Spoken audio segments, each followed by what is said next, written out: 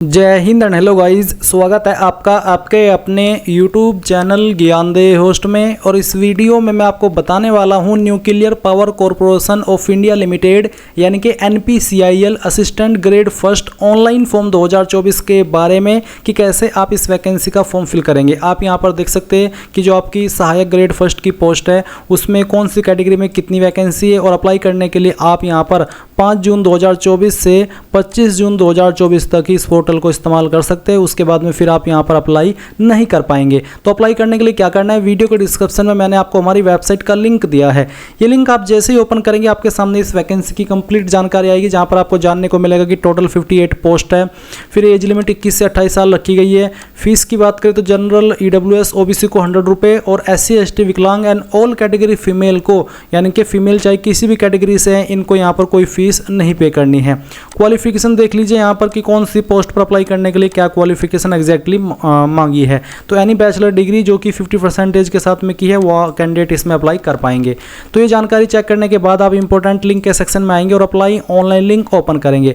आपके सामने वेबसाइट आ जाएगी। यहाँ पर आप भर्ती विज्ञापन के ऊपर क्लिक करके इससे और भी डिटेल्ड में जानकारी यहाँ से रीड कर सकते हैं, चेक कर सकते हैं।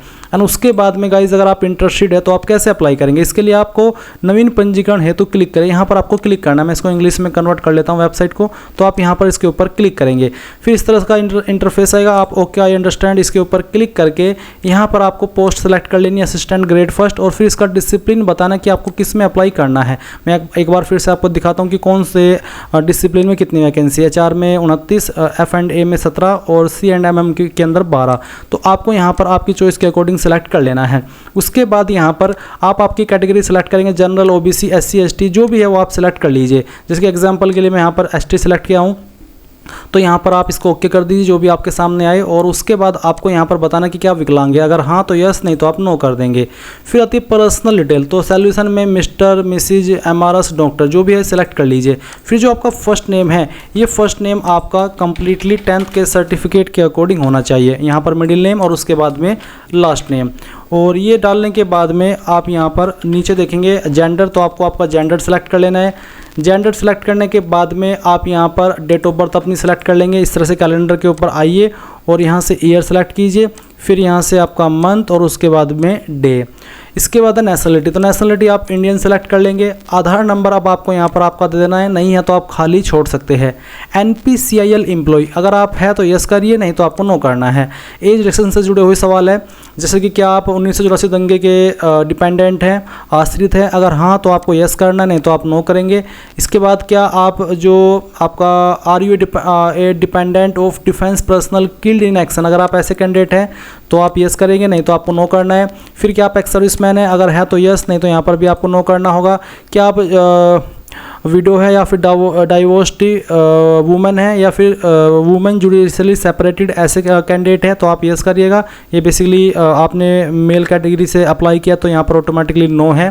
फिर आता है कि क्या आपने NPCIL के अंदर कॉन्ट्रैक्ट बेस पर या फिक्स टर्म बेस पर काम किया है, अगर हाँ तो यस, नहीं तो आप नो करेंगे। ये सब जानकारी भरने के बाद नीचे आएंगे और यहाँ पर आती है रजिस्ट्रेशन की डिटेल। अब आपको एक यूजर नेम अपना बनाना है, जो भी आप यहाँ पर बनाना चाहते हैं आपकी चॉइस के अकॉर्डिंग आप एक यहाँ पर यूजर नेम बनाइए। फिर चेक अवेलेबिलिटी के ऊपर क्लिक कीजिए, अगर ये अवेलेबल है, जैसे कि यहाँ पर यूजर नेम अवेलेबल है तो अच्छी बात है। फिर आप एक पासवर्ड बनाएंगे, पासवर्ड का दोबारा डाल करके वेरीफाई करेंगे। अपनी email ID डालेंगे जो कि आप रजिस्टर करना चाहते हैं, आपका मोबाइल नंबर डालेंगे और उसके बाद में गाइज यहाँ पर ये जो कैप्चा आ रहा है आपके डिस्प्ले पर वो डालेंगे और सभी जानकारी चेक करते हुए रजिस्टर के ऊपर क्लिक करेंगे। अब आप यहाँ पर देखेंगे registration successful, please activate your account using activation link send to your email address. तो आप ओके कर दीजिए। अभी क्या हुआ है, आपकी ईमेल आईडी जो आपने भरी उसके ऊपर एक ईमेल गई होगी, वो आपको आपकी ईमेल चेक करनी है और उसमें आपको एक लिंक देखने को मिलेगा जो आपको अभी ईमेल आई है और फिर उस लिंक को आपको ओपन करना है। आपको ईमेल आई होगी मैसेज फ्रॉम NPCIL करियर की तरफ से और इसमें एक लिंक दिया गया है और इस लिंक के ऊपर आपको क्लिक करना है और फिर इसको ओपन करना है। ओपन करने के बाद में गाइज आपके सामने यहाँ पर आप देखेंगे कि आपका जो अकाउंट है वो एक्टिवेट हो गया है। और फिर आप यहाँ पर क्लिक हियर के नीचे जो लॉगिन का डिटेल है, इसमें आपकी जो आपने लॉगिन आईडी अभी बनाई थी वो डालिएगा और फिर आपका जो पासवर्ड है वो भरिएगा और ये कैप्चा कोड डाल करके लॉगिन कर लीजिएगा। फिर आपके सामने ये वाला इंटरफेस आएगा जैसे कि आप देख सकते हैं। अब आपको गो टू अप्लाई पेज इसके ऊपर क्लिक करना है, यहाँ से इसको क्लोज करना है। सबसे पहले एजुकेशनल क्वालिफिकेशन इसके ऊपर क्लिक करना है। अब इसके ऊपर क्लिक करने के बाद यहाँ पर आप सबसे पहले 10th की इन्फॉर्मेशन भरेंगे और उसके बाद में आपको बताना कि कौन से स्कूल कॉलेज से आपने आपकी जो 10वीं है वो की है, उसका नाम आपको यहाँ पर देना है। फिर कौन से बोर्ड के द्वारा आपने आपकी 10वीं की है, उस बोर्ड का नाम आपको यहाँ पर लिखना होगा। इसके बाद आपको मंथ और ईयर ऑफ इनरोलमेंट, यानी कि कौन से महीने और कौन से साल के अंदर आपने एडमिशन लिया था, वो आप यहाँ पर इसमें बताने वाले हैं 10th की इन्फॉर्मेशन। ये इस तरह से आप बताइए। अगर आपको एग्जैक्ट डेट नहीं पता तो आप एक एक्सपेक्टेड डेट भी, यानी कि अंदाजे से भी डेट भर सकते हैं। फिर उसके बाद में आपका महीना और किस साल के अंदर आपने पास कर लिया था वो आपको यहाँ पर सिलेक्ट कर लेना है। उसके बाद आपकी परसेंटेज कितनी थी वो आप डालेंगे। अगर आपके नंबर CGPA के अंदर थे तो आप उनको परसेंटेज में कन्वर्ट करके फिल करेंगे। इसके बाद सेम तरीके से आपको बताना कि आपने 12वीं की है या फिर डिप्लोमा, जो भी की है वो आप सिलेक्ट कर ले। फिर आपके स्कूल कॉलेज का नाम यहाँ पर दे। डिसिप्लिन के अंदर बताइए कि PCM था, PCB, आर्ट, कॉमर्स, जो भी था वो आप लिख दीजिए। फिर आपको आपका यहाँ पर बोर्ड का नाम बताना है। सेम वे में बताना है कि कौन से मंथ के अंदर और ईयर में आपने इनरोलमेंट किया था और कब आपने पास कर ली थी, और फिर आपकी परसेंटेज क्या है वो आप यहाँ पर एंटर करेंगे। इसके बाद आप यहाँ पर आपकी ग्रेजुएशन बताएंगे कि इनमें से कौन सी है, जो भी है वही सेलेक्ट कर ले। फिर आपका जो डिसिप्लिन या फिर जो सब्जेक्ट है वो अगर आपके ऊपर एप्लीकेबल हो रहा है वो आप यहाँ पर लिखिए।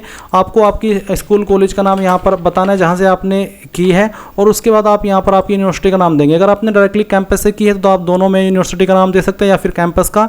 और अगर आपने किसी डिग्री कॉलेज से की है तो पहले तो आप यहाँ पर कॉलेज इंस्टीट्यूट के अंदर उसका नाम देंगे और फिर जिस यूनिवर्सिटी से वो एफिलेटेड है उस यूनिवर्सिटी का नाम आप इस सेक्शन में भरेंगे।